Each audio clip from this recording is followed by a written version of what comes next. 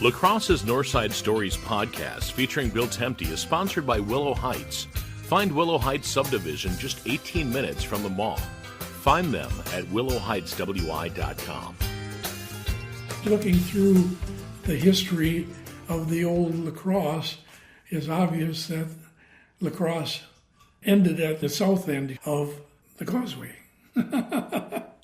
Because north of that was the start of the north side, which, as we've said before, was a community kind of its own.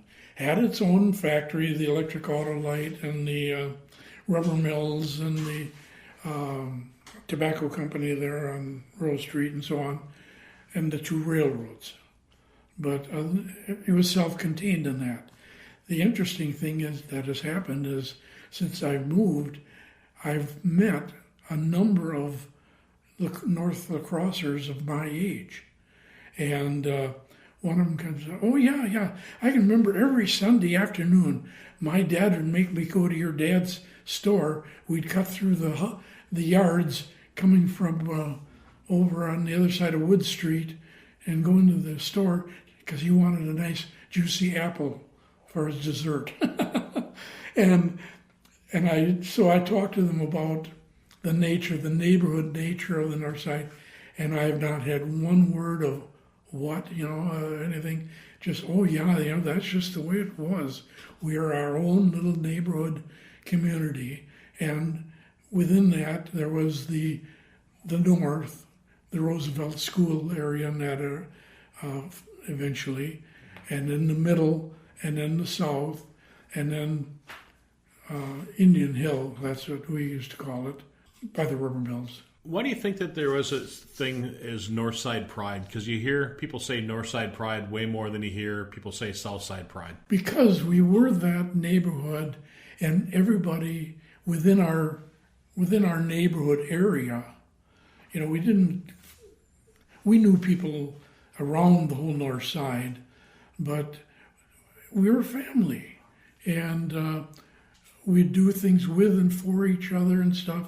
And that's what the pride, and that's what was shared to me by this one lady that I met just 2 days ago again. See her quite often now.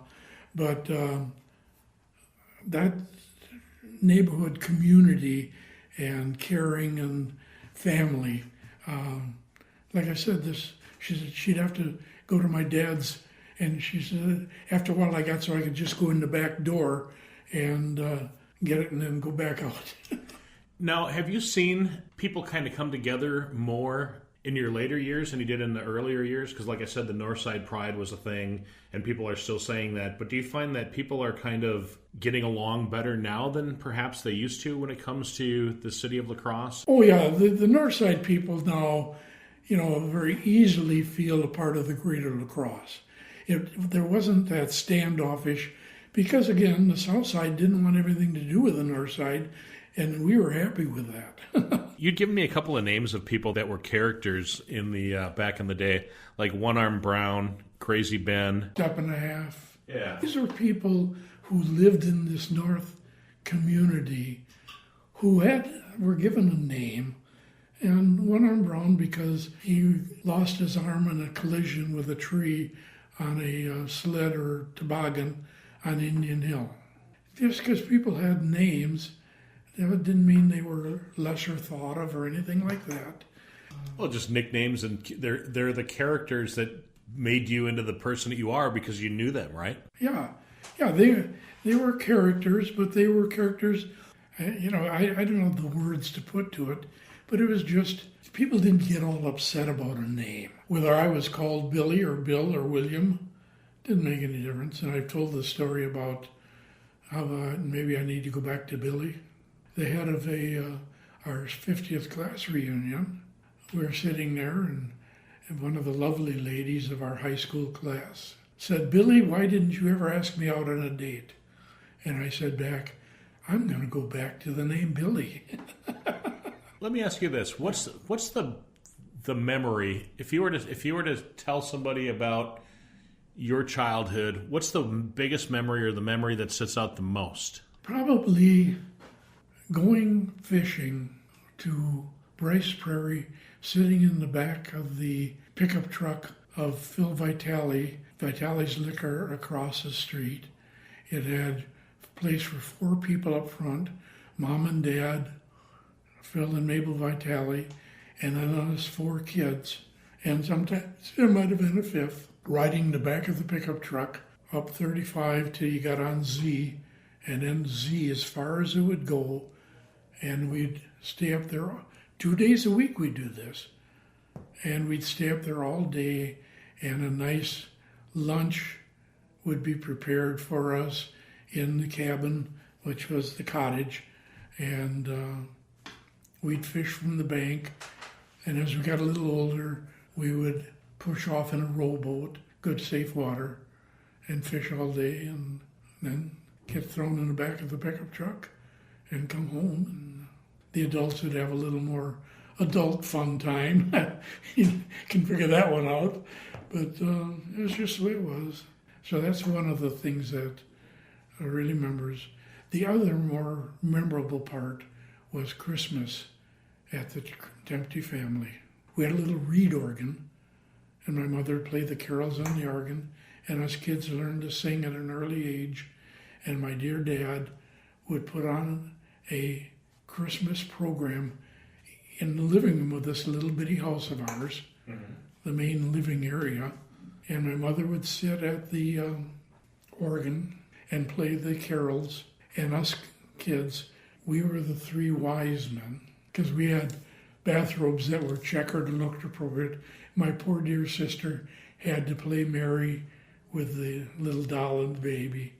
And we'd stand there and sing Christmas carols. And the neighbors would all come in the front door, stand on the step out there with the front door open, middle of winter. And that was our gift as a family to the neighbors for Christmas.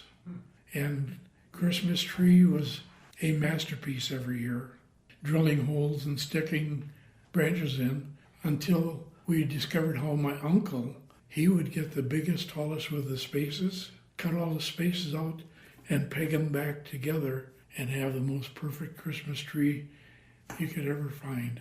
It was make your own tree, and most people just had kind of a scrubby tree and put a lot of tinsel and hanging tinsel and stuff on it. And Christmas was very special because it involved, first of all, Trinity Lutheran was a wonderful church.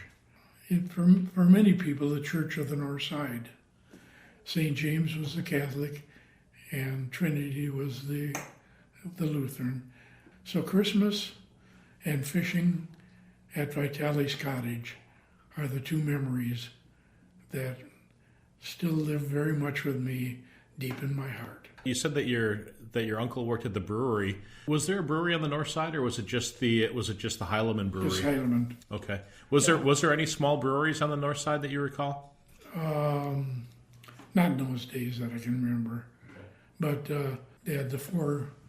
And there's the old song, John Guns is down on South 3rd Street, Heileman's near the town, Mitchell's is in the city, and they all make the beer of renown.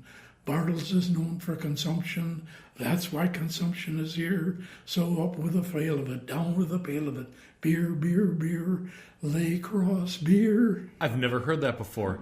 Well, it disappeared many years ago, but that used to be the LaCrosse drinking beer song. Any parting words, Bill? Anything that you want to share that I maybe didn't ask? No, I've enjoyed sharing memories of the North Side with you and with the people who choose to listen to the things I have to say.